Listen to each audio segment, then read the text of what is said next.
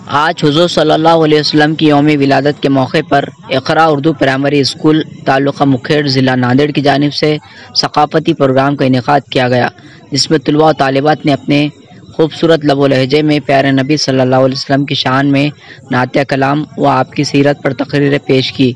इस मौके पर उनकी हौसला अफजाई की गई। इस मौके पर स्कूल के ज़िम्मेदारान ने अहम रोल अदा किया।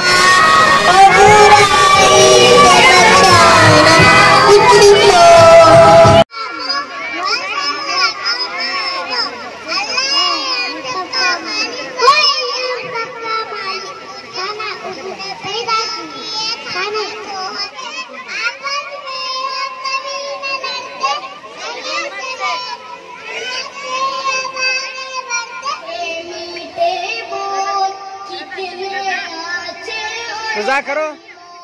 प्यार